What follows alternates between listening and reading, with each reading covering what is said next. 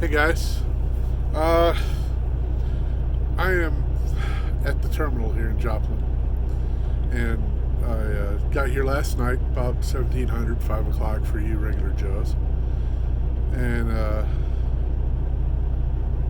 went through the inspection bay, gave them my squawk list for the truck, things I found during inspections that needed to be replaced and repaired, and so I had quite a few things to take care of. And there were things they needed to do. I needed a PM, and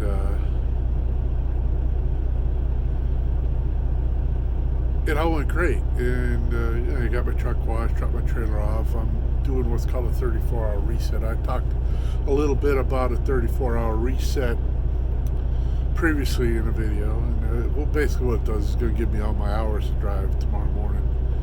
So I'll go walk into local dispatch and they'll give me a load, and off I'll go. And I'm driving through the Christmas week, and I'll be home on the 31st.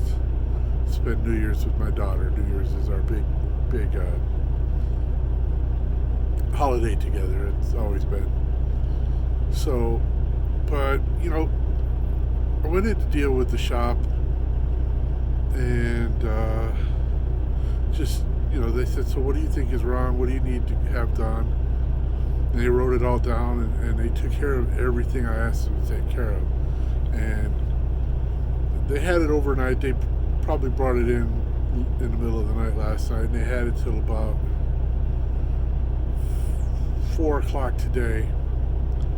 And which I think, considering they replaced the wheel seal, they did a lot of intense work, did a primary maintenance on it, preventive maintenance.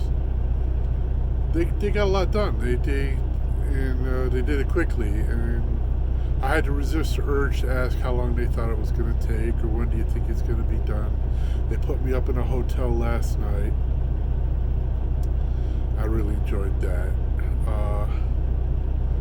So I got to hang around the terminal today and got to talk to a few people, and I met a kindred soul, and we were talking about things, and I started talking about expectations and all my normal. And his name's Jeremy, great guy. I look forward to seeing him out on the road and truck stops and stuff. Maybe back here at the terminal, I can see us being good friends. Halfway through the conversation, I hand him my card about, hey, I do a YouTube channel. He goes, dude, I think I already follow you, man. And that was so cool to have somebody that was already following me, and it made me feel good. It made me feel like maybe I'm helping people, or in some way I'm reaching out and touching people that I don't even know. And it kind of made me feel like I might be accomplishing something with this. So I've had some road issues. I keep digressing. I had some road issues maintenance-wise on the road, and with a simple phone call and going to places to have it taken care of, they were all resolved. And again, with the research I did, finding a place to work, CFI for sure was an excellent choice, and it seems to be a good fit for me. Everybody I've talked to, everybody I deal with, they're pretty happy about this. If you've paid any attention to any kind of trucking industry news, you've seen Celadon went out of business. A couple other smaller carriers have gone out of business. It seems to always happen at Christmas, and always leaves people at probably the worst time psychologically to have this kind of happen to you. While the larger carriers, CFI, Swift, Schneider, U.S. Express, picking up these guys as they're going to be unemployed for a short amount of time. I mean, to the point where people are showing up with the stuff they had in their truck for orientation here because CFI has fast-tracked them into the program. That's one of the great things about having a CDL It's basically having a $55,000 to $75,000 piece of plastic in your pocket that allows you to pretty much go anywhere they need a driver and get a job. It's called job security. And while you may not find it with a carrier that goes under or lays you off, or the owners go to prison for some weird reason, you'll always know that with the skills that you gained getting that license and then using it on the road, you'll always have a job. With that being said, I talked to a couple guys today who are on their third carrier in less than 3 months because they didn't think they were getting enough money at the one they were at. And regardless of the CDL in your pocket, if you start hopping from one carrier to another, one job to another, you take away any kind of self-worth when these companies look at you and they see that you have no, I don't want to use loyalty. Loyalty is a weird word.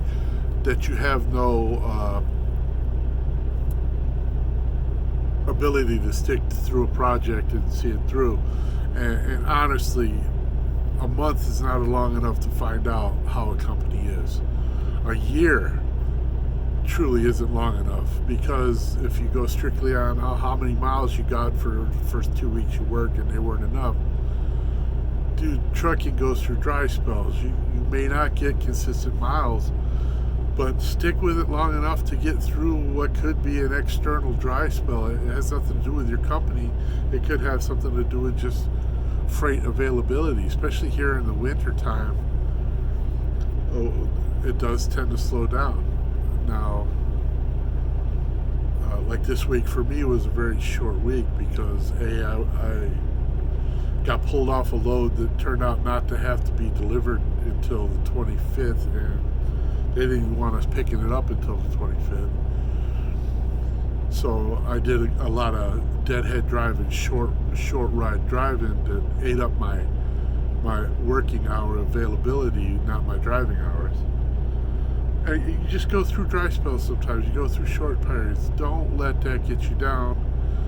Stick with it and go forward. And that little piece of plastic, regardless of whether your company goes out of business or not, will give you a job somewhere else. But along that line, you have to show that you're worth hiring, and some kind of longevity in a position is admirable, and that goes for any job. If you work at McDonald's for a week, Burger King for a week, Chick-fil-A for a week, and wanted to go to work at Pal's, they're going to say, no, dude, you haven't stayed anywhere more than a week. Why would we hire you? Same way with trucking. Same way pretty much everywhere else. Overall, it's been a great experience. I got to meet one of my YouTube influences, Billy Raines, last night when I got in. He was walking out to his truck, I was walking into my truck, and I pretty much said, look, dude, it's been really great watching you. You were instrumental in helping me make up my mind coming to CFI. And it was really great to meet him. He's a lot shorter than he looks on YouTube, but he's a great guy anyhow. And I look forward to seeing him around some more, maybe getting to know him a little better. It's so cool to just meet the people that you've been watching on YouTube or kind of look up to a little bit. And so kind of a fanboy moment for me. And hey, Bill, if you're looking, just thanks a lot, man. But, you know, I'm going to let you go. Things are going great. I ate at this mac cheesy place tonight. It was amazing. Like, artisanal macaroni and cheese, burnt steak tips with Parmesan and sharp cheddar and panko, and oh man, I can't tell you how great it was. Right next door was Smoothie King. Got the spinach kale ginger smoothie. Excuse me, a little dry. So it was a great dinner night for me. I went out and splurged. So I came back. I put away all the laundry I did earlier today. Company has free washers for us. That's wonderful. And I'll get a load tomorrow and head out and do my thing. So I want to thank y'all for watching and listening, and I hope you have a great Christmas. I probably won't put another video out before then.